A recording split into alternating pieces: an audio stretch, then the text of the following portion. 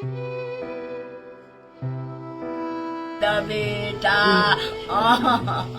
हरियाणा के मेवात में सोमवार को सांप्रदायिक हिंसा के बाद देर रात गुरुग्राम के सेक्टर 57 स्थित मस्जिद में आग लगा दी गई। इस हमले में मस्जिद के इमाम की मौत हो गई। मोहम्मद साद सीतामढ़ी के रहने वाले थे और अपने परिवार के भरण पोषण करने वाले इकलौते सदस्य। मस्जिद के नायब इमाम के परिवार पर कहर टूट पड़ा है।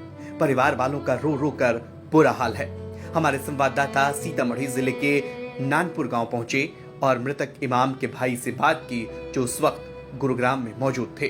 जो नूह मेवात में जो हादसा तोड़फोड़ हुई, जो हंगामा हुआ वहाँ, उसके बाद से हालांकि गुड़गांव और नूह में 20 किलोमीटर की दूरी है, फासला है। तो सोमवार के दिन दोपहर से ही पुलिस वहाँ गुड़गांव की सेक्टर 57 की अंजुमन जामा मस्जिद में तैनात थी। पुलिस की कई गाड़ियाँ वहाँ मौजूद थी और वो पूरी जब तक ये हादसा नहीं हुआ जब तक वहाँ पे वो पुलिस मौजूद थी। और ये हादसा हुआ 12 से 12:30 के बीच में, क्योंकि मैंने अपने भाई से 11:30 बजे बात की थी वहाँ के हालात को देखकर, और मुंबई वाली ट्रेन में जो हादसा हुआ उसके पेश नज़र मैंने उनका दूसरा दिन का टिकट था वापस आने का यहाँ, तो मैंने उनको समझाया कि तो अभी टिकट कैंसिल कर दो, हालात कुछ सही नहीं है और तुम अकेले सफ़र कर रहे हो। तो वो मान गए। और फिर मैंने उसके बाद वहाँ के हालात पूछे कि तुम्हारे अतराफ़ के क्या हालात हैं। तो उन्होंने कहा कि यहाँ पे और कुछ नहीं है, यहाँ पे पुलिस सुबह से ही मौजूद है और अभी भी मौजूद है। तो हम लोग खाना खा करके इत्मीनान से सो रहे हैं, आप लोग इत्मीनान रहिए। तो मैं फ़ोन कट करके सो गया इत्मीनान से। सोया नहीं बल्कि जगे हुए थे हम लोग। इतने में थोड़ी देर के बाद लाइट कट जाती है। हम जहाँ रहते 2 किलोमीटर दूर रहते हैं, तो समझिए पूरी लाइट एक ही जगह उसकी होगी, तो लाइट कट जाती है और तकरीबन 1 घंटे लाइट कटी रहती है। उसी बीच में ये सब हो जाता है।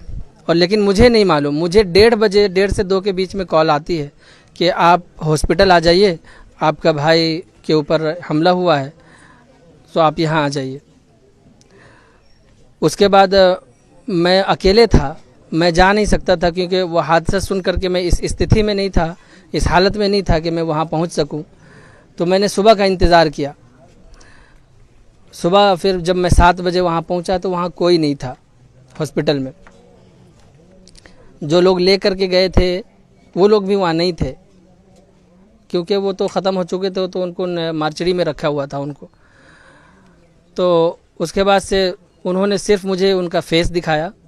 थोड़ी देर बाद पुलिस आई, उसके बाद फेस दिखाया, फिर मुझे पुलिस थाने लेके गए। मोहम्मद साद के पिता से जब बेटे के दर्द के बारे में पूछा गया, तभी असदुद्दीन ओवैसी का फोन आ गया। ओवैसी से बात करते हुए पिता का दर्द छलक पड़ा।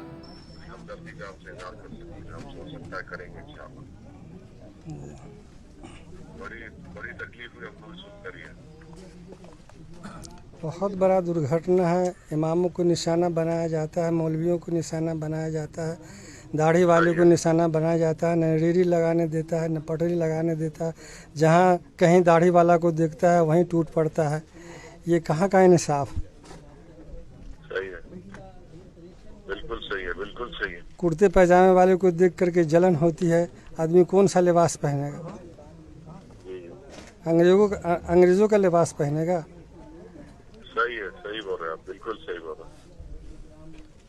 हम ईमान वाले हैं तो हम ईमान वाले लिबास पहनेंगे या अंग्रेजों का लिबास पहनेंगे? सही है, बिल्कुल सही है। ये बस हम इंशाल्लाह हम भी मिलेंगे आकर आपसे, और बस आप हिम्मत से काम करिए। हम तो लड़ेंगे, बोलेंगे, और आप हिम्मत से काम करिए। इमारत शरिया के वरिष्ठ नेता से जब हमारे संवाददाता ने इस बारे में पूछा, तो उन्होंने नीतीश सरकार पर तो सवाल उठाए ही, साथ ही केंद्र सरकार से नौकरी और 50 लाख के मुआवजे की भी मांग की। आदमी को तो सरकार नौकरी दे। दूसरी चीज़ ये है कि कम से कम 50 लाख रुपया कंपनसेशन की शक्ल में दिया जाए फैमिली को। एक आदमी को ब्रूटली मारा गया है जिस तरह से, तो ये दूसरी चीज़ है। तीसरी चीज़ ये है कि हम बिहार सरकार से भी उम्मीद करते हैं, क्योंकि बिहार का वो नौजवान आदमी था, तो बिहार सरकार का भी फ़र्ज़ है। अभी तक बिहार सरकार की तरफ से किसी किस्म का कोई कंपनसेशन या किसी किस्म का मुआवजे का कोई ऐलान नहीं हुआ है। तो हम ये चाहते हैं कि बिहार सरकार भी आगे बढ़े और इस चीज़ को कंडेम तो करे ही, उसके साथ साथ जो है वो उसको कंपनसेशन भी दे और उसके फैमिली की एक मेंबर को नौकरी की जो है सो उसको प्रोवाइड किया जाए। तो ये खास हमारा डिमांड इस वक्त है। एआईएम के नेता आदिल हसन ने भी इस घटना को लेकर नीतीश और तेजस्वी यादव पर जमकर हमला बोला। मुस्लिम को लड़ाना, लेकिन आप तो अपने आप को अकलियत की बात करते हैं, टोपी पहन के अवतार करते हैं। कहाँ है वो टोपी?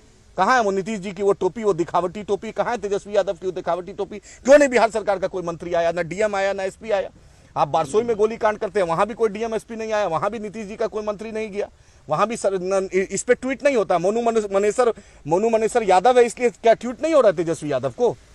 मोनू मनेसर यादव है, मोनू यादव है, क्या तेजस्वी यादव? जुनैद और नसीर की हत्या हुई है, आज तक बैरिस्टर असदुद्दीन ओवैसी साहब हैदराबाद से चल जाते हैं, क्या कहते हैं, अशोक गहलोत चले जाते हैं, नीतीश जी मुख्य प्रधानमंत्री का सपना देखते हैं, ट्वीट नहीं किया इस मुद्दा पर।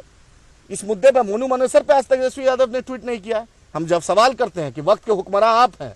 गुरुग्राम हिंसा की आग ऐसी भड़की कि बिहार के लाल इसके लपेटे में आ गए और परिवार पर संकट ऐसा गहराया कि अब सब सख्ते में हैं और सवाल कई हैं जिसका जवाब शायद किसी के पास नहीं। सीतामढ़ी से केशवानंद की रिपोर्ट, बिहार तक।